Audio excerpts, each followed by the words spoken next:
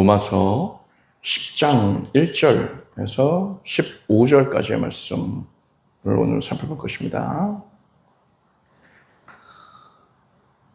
바울은 로마서에서 이신득의, 즉 믿음으로 말미암아서 의롭게 되는 원리에 대하여 교훈을 하고 있습니다.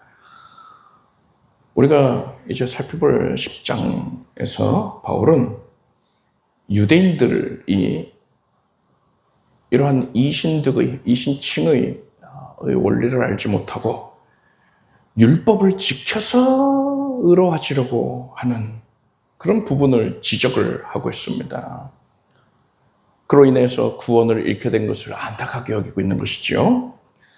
자, 1절에서 7절까지를 함께 읽겠습니다.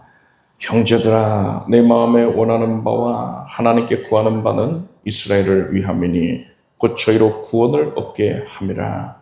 내가 증거하노니 저희가 하나님께 열심히 있으나 지식을 좇은 것이 아니라 하나님의 의를 모르고 자기 의를 세우려고 힘써 하나님의 의를 복종치 아니하였느니라. 그리스도는 못 믿는 자에게 의를 이루기 위하여 율법의 마침이 되시니라. 모세가 기록하되 율법으로 말미암는 의를 행하는 사람은 그 의로 살리라 하였거니와 믿음으로 말미암는 의는 이같이 말하되 내 마음에 누가 하늘에 올라가겠느냐 하지 말라 하니 올라가겠느냐 하면 그리스도를 모셔 내리라는 것이요 혹 누가 음부에 내려가겠느냐 하지 말라 하니 내려가겠느냐 하면 그리스도를 죽은 자 가운데서 모셔 올리려는 것이라. 바울은 동족 이스라엘 백성들이 선민의 지위를 상실하고서 하나님의 심판을 받게 된 것을 너무나도 안타깝게 여겼습니다. 이토록 안타깝게 여긴 이유가 있어요. 바울이 볼 때에 이 영적인 안목이 열려있는 이 바울이 이스라엘을 볼 때에 그들이 하나님을 향해 열심히 아주 특심하였는데 그 열심이 올바른 지식을 따른 게 아니었습니다. 열심만 있었어요. 어느 정도로 열심을 냈느냐? 안식일을 지키지요. 11조를 드리지요. 율법 조항들을 달달달달달 외우면서 지키려고 했었습니다. 당시에 오늘날처럼 성경책이 보급이 잘 된 게 아니고 오늘날은 핸드폰에도 들어가 있잖아요. 그게 아니기 때문에 당시에는 말씀을 암송을 했어요. 성경 전체, 그러니까 구약 성경 전체를 특히나 모세오경을 어려서부터 달달달달달달 외우게 했단 말입니다. 그런 열심이 있었어요. 그런데 바울은 그들의 이러한 열심이 잘못된 방향이었다라고 했어요. 방향이 잘못되면은요, 정말 큰 낭패를 겪습니다. 서울로 차 타고 가야 되는데 부산 방향으로 차를 타고서 열심히 밤새워서 운전하고 가면은요, 열심히 운전했으니까 서울에 도착하게 해줄게 합니까? 아니잖아요. 방향 자체가 잘못되면은 말짱 꽝입니다. 방향이 맞으면은요, 조금 더디 간다 하더라도요, 느리게 간다 하더라도 결국에는 당도할 수가 있는 거예요. 방향이 잘못되면은 이를 그르치게 되는 겁니다. 이스라엘 사람들은 자신의 행위와 노력으로 하나님 앞에서 떳떳하고 의로운 존재가 되려고 애를 썼습니다. 내가 이만큼 했으니까 하나님도 나를 인정해 주셔야 돼. 이렇게 생각을 한 거예요. 자기 의를 쌓는데 열심히 했던 겁니다. 우리의 모습은 어떻습니까, 여러분? 나는 예배에 성실하게 참석하고 있으니까, 또 기도도 많이 하고 있으니까, 봉사와 헌신도 열심히 하고 있으니까, 또 헌금도 성실하게 내고 있으니까 내가 저 사람보다는 낫지. 이렇게 나의 행위, 나의 공로가 나의 영적인 교만을 이야기하는 그런 이유가, 근거가 되고 있지는 않습니까? 이처럼 이스라엘 백성들은요, 자기가 쌓은 자기의 의가 그들에게 늪이 되어서 거기에 빠져가지고 허우적거리면서 나오지를 못하게 되는 거예요. 자기 의에 숨막혀서 죽어가고 있는 겁니다. 그것이 그들의 영적인 실상이었어요. 그들에게 바울이 완전한 해법, 유일한 해법을 선언을 합니다. 늪에 빨려 들어가고 있는 자들에게 생명의 동아줄을 던지는 거예요. 바울이 선포한 해법이 뭡니까? 4절 말씀이 그것이에요. 그리스도는 모든 믿는 자에게 의를 이루기 위하여 율법의 마침이 되시니라. 그리스도는 율법의 마침이 되십니다. 여기서 마침에 해당하는 헬라어는 텔로스인데, 이것은 단순히 끝난다, 종료된다 이 뜻이 아니고요, 완성, 목적지라는 의미를 갖습니다. 즉 율법은 목적지인 그리스도에게로 인도하는 안내자인 거예요. 내비게이션인 겁니다. 그래서 몽학선생이라고 표현하지 않았습니까? 율법은 우리에게 너는 죄인이야, 너의 힘으로는 천국에 갈 수가 없어, 너에게는 구원자가 필요해, 이것을 가르쳐주는 것입니다. 그래서 우리로 하여금 예수 그리스도께로 나와서 항복하게 하는 거예요. 예수님의 은혜를 영접하게 하는 겁니다. 그렇게 해서 저와 여러분이 예수 그리스도를 영접하고 구원에 이르게 된 것입니다. 우리는 궁극적인 목적지인 예수 그리스도 안에 들어오게 되었어요. 그렇다면은 이제부터는요, 여러분, 내비게이션 틀고서 차를 운전하고 목적지까지 가면은 거기서부터는 내비게이션이 필요 없잖아요. 목적지에서 할 바를 하면 되는 겁니다. 가령 어느 맛있는 식당에 가자 해가지고 내비게이션에 입력을 해서 갔어요. 그 식당에 가서도 내비게이션 들여다보고 있을 거예요? 아니잖아요. 이제 그 식당에서 내오는 맛있는 음식을 누리면 되는 거예요. 즐기면 되는 것입니다. 마찬가지예요. 더 이상 우리는 내비게이션인 율법을 붙들고 있을 필요가 없습니다. 예수께서 율법의 모든 요구사항들을 예수 그리스도의 대속의 보혈로 완벽하게 이루셨기 때문입니다. 따라서 우리는 예수의 보혈 안에 거하고 있으면요, 율법의 요구를 완벽하고 철저하게 준수한 자들이 되는 것입니다. 율법을 이룬 존재들이 되는 거예요. 따라서 이 사실을 깨달았다면요, 예수 안에 있는 자들은 그가 내는 열심은 예수 밖에 있을 때와는 차이가 있어야 됩니다. 예수 밖에 있을 때는 율법 조항을 지켜서 의로워지려고 애쓰잖아요. 그것이 유대인들의 모습, 이스라엘의 모습 아니었습니까? 그런데 이제 예수 안에 들어오게 됐으니까는요, 우리는 예수님께 주목해야 돼요. 나를 위해서 내 죄를 대신 짊어지시고 내 대신 죽으시고 날 위해 부활하신 예수님, 그런 예수님을 더 깊이 사랑하고 신뢰하고 주인으로 섬겨야 되는 겁니다. 믿고 맡겨야 되는 거예요. 나의 삶 자체를 적극적으로 맡기는 것, 이것이 바로 우리의 열심이 되어야 하는 것입니다.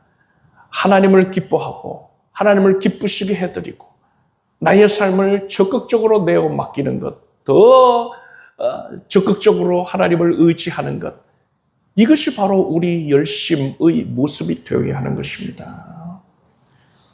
그게 아니라 행위로 말미암아서 구원을 쟁취하려고 한다면, 하나님께 인정받으려고 한다면 그거는 고된 노동이 되는 것입니다.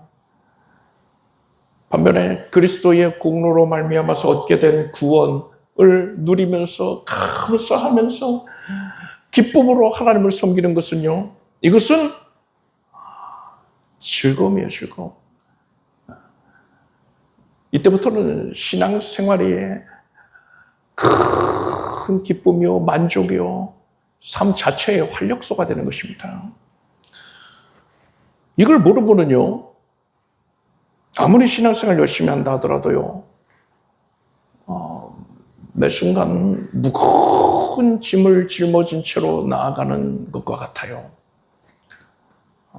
교회 오래 다닌 성도님들인데 기쁨이 도통 안 보인다. 그저 마음에 눌림이 가득하다 한다면은요, 대개가 이런 이유예요. 어떻게든 하나님께 나의 행위로 인정을 받아야 돼. 안 그러면 혼날 거야 하면서 행위로 그 율법 지키려고 하는 겁니다.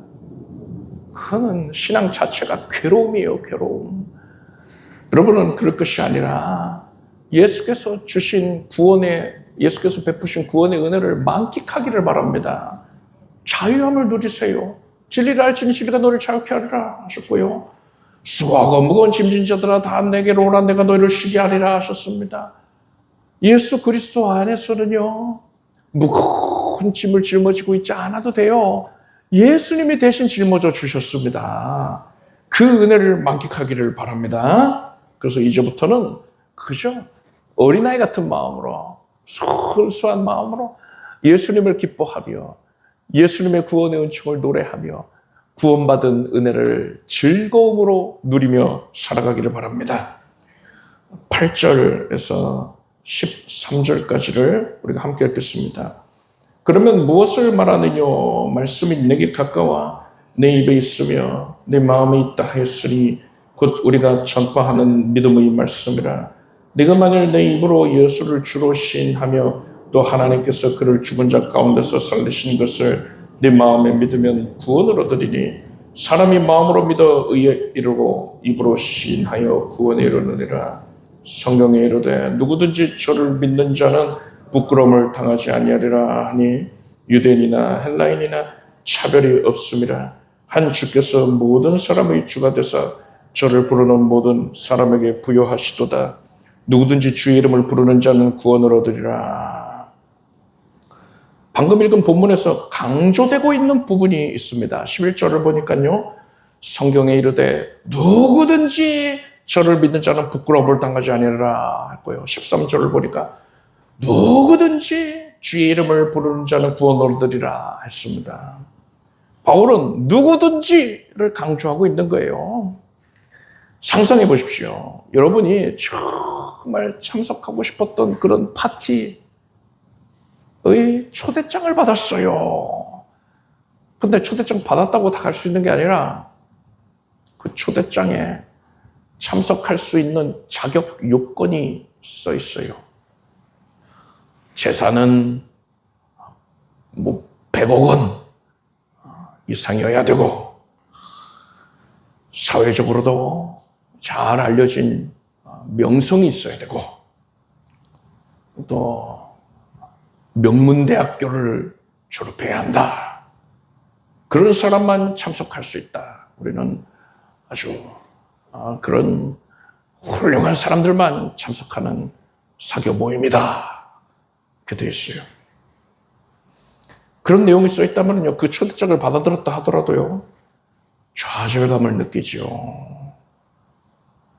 나오지 말라는 거잖아요. 그런데 여러분, 세상에서는요, 많은 것들에 대하여서 이런 제약 사항들이 있습니다. 여러 가지 조건들이 우리를 제약하고 있어요. 넌 이것 때문에 안 돼. 넌 저것 때문에 안 돼. 이렇게 배제를 한단 말입니다. 그런데 하나님께서 우리에게 보내신 구원이라는 초대장은 다릅니다. 이 초대장의 수신자에 뭐라고 써 있느냐? 한 단어만 써 있어요. 바로 누구든지입니다. 누구든지 주의 이름을 부르는 자는 구원을 얻으리라. 하나님께서 베푸시는 구원을 얻을 수 있는 자격 요건이 뭡니까? 9절과 10절에 그 자격 요건이 나와 있어요. 네가 만일 내 입으로 예수를 주로 시인하며 또 하나님께서 그를 죽은 자 가운데서 살리신 것을 네 마음에 믿으면 구원을 얻으리니 사람이 마음으로 믿어 의에 이르고 입으로 시인하여 구원에 이르느니라 했습니다. 구원받기 위해서 당신 재산 얼마 있어? 묻지 않습니다. 어디 학교를 나왔는가? 묻지도 않아요. 얼마나 선하게 살았는가? 도덕성을 묻지도 않습니다. 다른 사람들한테 어떤 평판인가? 묻지 않는단 말이에요.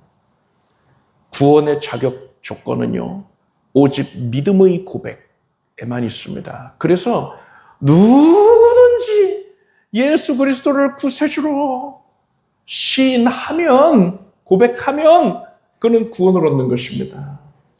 여기서 예수를 주로 시인한다 했는데 이것은 예수님을 나의 주인으로 믿고 고백한다는 거예요.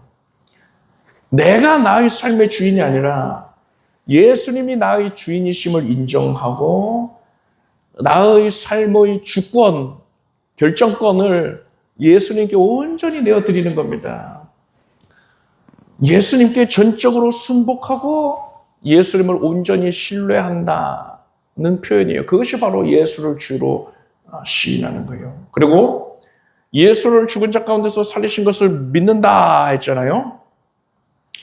예수님의 부활을 믿는다는 것은 예수님을 단순히 유명한 사람 아니면 선한 사람, 인류 역사상 몇 안 되는 위인 이런 식으로 이해하는 게 아닌 겁니다. 위인 중에 뭐 다시 살아날 사람 어디 있어요? 예수님은 죽음의 권세를 깨뜨리신 하나님의 아들이시다. 곧 하나님이시다. 라는 사실을 믿는 것입니다. 이것이 복음의 핵심인 것이고요. 이게 구원의 핵심입니다. 우리 믿음의 내용이 바로 이것이에요. 하나님께서는 우리의 배경을 보지 않고요. 업적을 보지도 않고요. 행위, 공로 보지 않으시고요. 오직 우리 마음의 중심에 있는 이 믿음만을 보시는 것입니다. 이렇듯 하나님께서 어떤 조건과도 관계없이 차별 없이 은혜를 부어주셨기 때문에 저와 여러분이 구원을 받은 것입니다. 우리가 아무리 연약해도요. 아무리 추악하고 과거에 어떤 죄를 지었다 하더라도요. 나에게 수많은 결핍이 있다 하더라도 그럼에도 불구하고 하나님께서는 차별하지 아니하시고 나에게 은혜를 베풀어 주셨습니다. 여러분은 이 은혜에 정말 눈물 나도록 감사하기를 바랍니다. 그리고 우리는 이 은혜에 그저 감사하기만 하고 그쳐서는 안 돼요. 정말로 감사한다면요. 우리는 하나님의 마음을 헤아려야 됩니다. 하나님께서 누구든지 구원을 얻으리라 하셨잖아요. 이 누구든지에 나만 포함된 게 아닙니다. 내가 미워하는 사람도 포함되어 있어요. 나와 생각이 다른 사람, 내가 무시하고 판단했던 사람도 거기 포함이 되어 있더란 말입니다.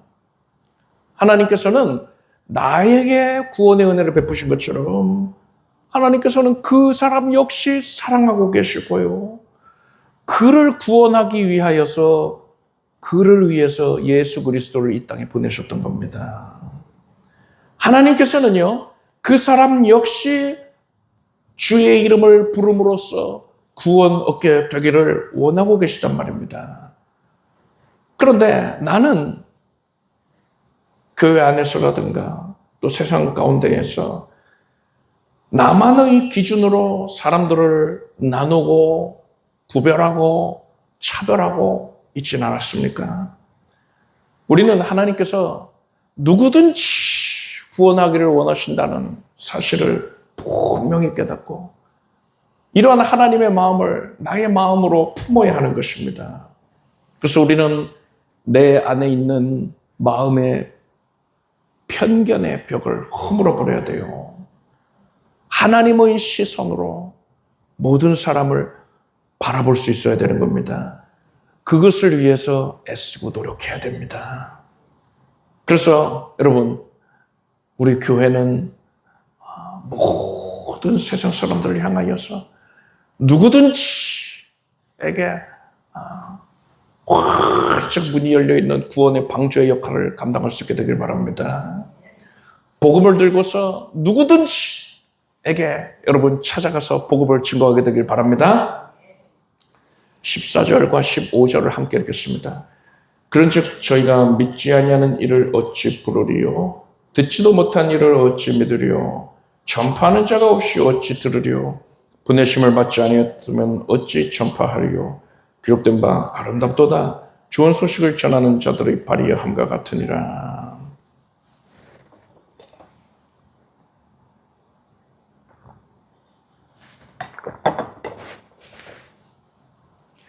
누구든지 주의 이름을 부르는 자는 구원을 얻는다 라고 했습니다. 주의 이름을 부르는 자는 구원 얻는다 했어요.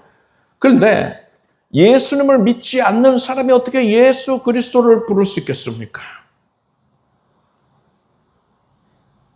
그리고 예수 그리스도에 대해서 듣지 않았으면 어찌 예수님을 믿을 수 있었겠습니까?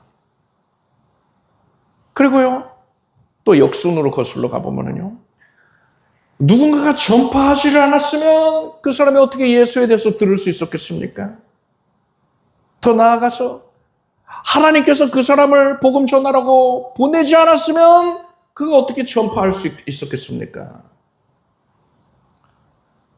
즉, 여러분, 구원받기 위해서는요, 하나님께서 복음을 전하는 사람을 보내셔서 그가 복음을 전파해서 불신자로 하여금 복음을 듣게 하고, 그래서 그가 믿고 그가 예수님을 구세주로 고백하고 부를 때에 이러한 과정을 통해서 그가 구원을 얻는 것입니다. 이 연결고리에서 하나라도 빠진다면은 구원이 일어날 수가 없는 거예요. 그런데 여러분, 이 전 과정에서요, 다시 한번 말씀드려볼게요. 하나님께서 보내셨지요. 복음을 전하라고 보내셨지요. 그가 전파를 했습니다. 듣습니다. 믿습니다. 그래서 예수를 구세주로 믿으며 그것을 시인하는 거예요. 이런 과정에서 사람이 감당하는 과정은 뭡니까? 전하는 거죠. 나머지는 다 하나님께서 역사해 주셔야 됩니다. 하나님께 달려 있어요. 보내는 것, 그 하나님이 보내주셔야 되는 거잖아요. 듣게 하는 것, 그가 귀가 닫혀 있어요. 난 안 들어. 아무리 큰 소리로 얘기를 해줘도 난 절대 안 들어. 그러면 안 되잖아요. 그리고 어떤 경우도 있냐냐. 제가 복음을 길거리에서 전하고 있었는데 지나가는 사람이 귀 기울여 듣더라고요. 무슨 얘기하나. 저 그 사람 상대로 전한 것도 아니었는데 다른 분이 또 물어보길래, 진리에 대해서 물어보길래 얘기를 하고 있는데 무슨 얘기하나 또 곁에 와서 듣더란 말입니다. 하나님께서 듣게 하시는 거예요, 복음에 대해서. 그것도 하나님의 역사죠. 마음이 닫혀 있다가도 그 순간에 활짝 열려져서 복음을 듣게 해주실 수 있단 말입니다. 그리고 듣기만 하고 끝나는 게 아니라 믿어지게 하는 것, 성령의 역사입니다. 성령으로 아니하고는요, 예수를 주시라 할 수가 없어요. 믿어서 그가 고백하고 예수를 부르게 하는 것, 이 모든 과정은 주 성령의 역사인 것입니다. 다 하나님께 달려 있잖아요. 단 하나만 빼고요. 전파하는 것. 전파하는 것은 사람에게 온전히 맡기셨단 말입니다. 이건 우리가 감당해야 될 부분인 거예요. 그래서 이 부분에 대해서는 상이 있습니다. 하나님께서 우리의 입을 강제로 주장하셔서 복음을 전파하게 하시는 게 아니라 우리가 주를 향한 사랑과 충성됨으로써 복음을 전파하는 할 때에 그 모습을 보시고 기뻐하시는 거예요. 우리가 어쩔 수 없이 억지로 자기 의지와 상관없이 복음을 전파하게끔 하시는 게 아니라 우리가 최선을 다해서 전할 때 그 모습을 보고 하나님이 기뻐하시는 것이고 그것을 이 구원의 연결고리의 한 부분으로 사용해 주신다는 것입니다. 예수께서 아버지께서 나를 보내신 것 같이 나도 너희를 보내노라 하셨습니다. 예수님의 말씀입니다. 예수께서 우리를 보내셨어요. 누구에게요? 우리 주위에 믿지 않는 이들에게. 복음이 필요한 이들에게 우리를 보내셨습니다. 그래서 하나님이 보내셨으니까 첫 번째 단계를 시작을 하셨어요. 보내셨으니까는요. 우리가 전파를 하는 것만 우리에게 달려있고요. 그가 듣고 믿고 고백하는 것, 시인하는 것 이거는 하나님께 달려있습니다. 그건 내가 할 수 있는 게 아니에요. 그러니까 우리가 할 일만 하면 됩니다. 나머지는 하나님께 맡겨야 돼요. 그거 내가 하려고 하면 괜히 스트레스만 받고요. 어차피 못해요. 그거는 하나님 내가 할 부분만 하겠습니다 하고 바톤 터치를 해야 되는 거예요. 그래서 전하는 데 힘쓰기 바랍니다. 구체적으로 어떻게 전해야 됩니까? 그들이 어려움을 겪고 있을 때에 힘겨워할 때에 손을 내밀어 주는 겁니다. 또한 그들을 위해서 기도를 하는 거예요. 지속적으로. 믿지 않는 사람들도요. 내가 당신을 위해서 이렇게 기도하고 있어요. 하면은요. 힘겨운 가운데에서 참 고마워한단 말입니다. 내가 그냥 입에 발린 소리로 기도하고 있어요. 이게 아니라 진실로 기도하고 있으면요. 달라요. 이러하게 당신의 이러한 부분을 위해서 이렇게 되도록 내가 그렇게 기도하고 있습니다. 하면은요. 감동을 받습니다. 그리고 많은 경우에 마음의 문이 열려지더란 말입니다. 그래서 여러분들 세상 사람들이 얼마나 근심 가운데 살아가고 있는데요. 뭐 행복해 보이고 희희낙낙해 보여도요. 그렇지가 않아요. 실상은 마음에 큰 괴로움을 짊어진 채 살아가고 있습니다. 영혼의 구원 문제를 해소받지 못했기 때문에 괴로워하고 있어요. 그들의 심령이 큰 두려움에 또한 사로잡혀 있습니다. 그들을 위해서 여러분 깊이 기도하고 풍성히 기도하면서 그들에게 나아가서 위로해 주시기 바랍니다. 그리고 살아계신 하나님을 전하는 거예요. 하나님께서 당신을 사랑하셔서 당신의 죄를 대신 모든 저주를 짊어지고 대신 피 흘려서 그 모든 것을 사하신다. 저주를 사하신다. 믿기만 하면 네 것이 된다. 그 은혜 네 것이다. 지금도 너와 함께 하시며 너를 지키고 계신다. 살아계신 하나님을 전하길 바랍니다. 그럴 때 그들이 하나님의 손길을 내미신 손길을 깨닫고서 복음을 향해 마음문 열고 그리스도를 구세주로 영접하며 누구든지 주의 이름을 부르는 자, 그 일원이 되어서 구원을 얻게 되는 것입니다. 여러분, 하나님께서 우리 각자를 우리 주변의 안 믿는 이들에게 보내셨다는 사실을 분명히 기억하길 바랍니다. 내가 그들에게 전하지 않으면요, 그들은 못 듣는 거예요. 이 연결고리가 끊어지는 겁니다. 하나님이 보내셨는데 내가 안 전해서 연결고리가 끊어져 버렸어요. 그러면 이후의 과정이 전개가 안 되잖아요. 나한테 달려 있습니다. 하나님께 달려 있는 부분들은 하나님께 맡기고 나는 내가 할 부분만 최선을 다하면 돼요. 보내신 은혜를 여러분 알고서 최선을 다해서 여러분 주변에 믿지 않는 이들에게 예수 그리스도의 은혜를 증거하게 되길 바랍니다. 기도하겠습니다. 하나님, 우리는 오직 예수의 은혜를 기뻐하며 예수 그리스도의 구원의 은혜를 기뻐하며 감사하며 그 은혜를 누리며 살겠습니다. 율법을 지켜서 구원 얻으려는 것이 아니라 행위로 말미암아 인정받으려는 것이 아니라 구원을 누리는 가운데에 오직 하나님을 기쁘시게 되었더니 열심 갖고 살게 하여 주시옵소서.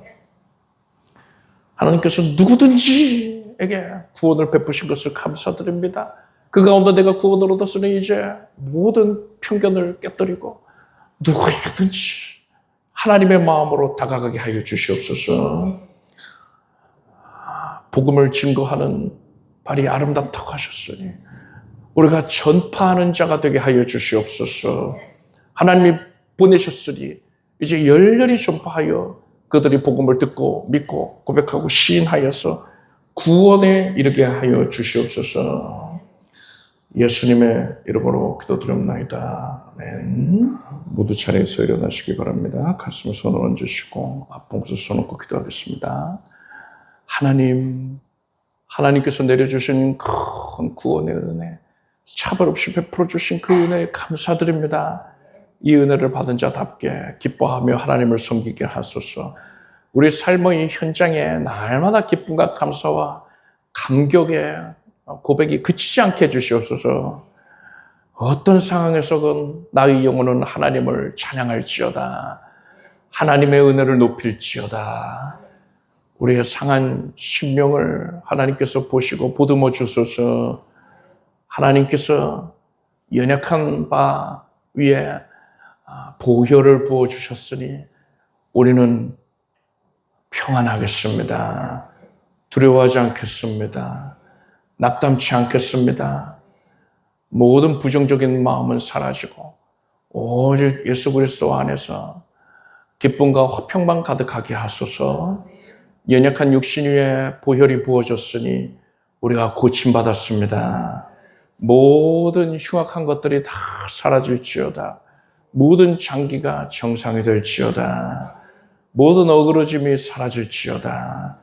예수 이름으로 염증이 사라지고 중양과 호기, 무로기 모든 부정한 것들 다 사라지고 암세포가 사라지고 필요한 것들이 소성케 될지어다. 하나님께서 이 크고 놀라운 위대한 세례의 역사를 이루어내셨습니다. 영광을 거두소서. 온몸은 강건해질지어다. 성령의 능력으로 그리 될지어다. 하나님께서 삶의 현장을 크게 복주시고 가정에 온 가족들이 예수 그리스도 안에서 예수님이 베푸시는 복을 넘치게 누리게 하여 주시옵소서. 구원의 은혜를 누리고 삶 가운데에 닫혀있던 모든 문제들이 다 열려지고 홍해가 갈라지는 기적을 체험하게 해주시옵소서. 간절히 탄식하며 기도하는 제목들로 인하여서 하나님께 더 가까이 나가고 하나님께로부터 더 놀라운 위대한 권능의 역사를 누리는 계기가 되게 하여 주시옵소서. 취업의 문이 열릴지어다. 신학의 문이 열릴 것이고 하나님의 은총으로 만남의 복이 이루어질 것이고 믿음의 가정도 이루게 될 것이고 하나님의 이 역사여로 말미암아서 물질도 넉넉하게 공급될지어다. 주께 헌신하는데 부족함이 없을지어다. 예수님의 이름으로 기도드립나이다. 믿은 대로 될지어다. 함께 박수를 올리겠습니다. 자리에 앉으십시오. 준비하신 예물을 정성된 마음으로 하나님께 드리겠습니다. 드리신 예물을 위해 축복기도 하겠습니다. 하나님께서 우리의 예배를 아름답게 거두신 은혜 감사드립니다. 하나님께 자원하여서 작정된 마음으로 예물을 올렸으니 하나님께서 아름답게 여기시고 거두어 주소서. 우리의 삶 가운데 하나님께서 아름답게 거두셨다는 놀라운 증거들이 응답의 역사로 드러나게 해주시옵소서. 예수님의 이름으로 기도드립니다. 우리 주 예수 그리스도의 무한하신 은혜와 하나님 아버지의 사랑과 성령님의 교통하심이 하나님의 보내신 은혜를 기억하며 복음을 전파하기에 힘쓰겠노라고 작정하는 모든 주의 자녀들 위해 영원토록 함께 없시기를 축원합니다.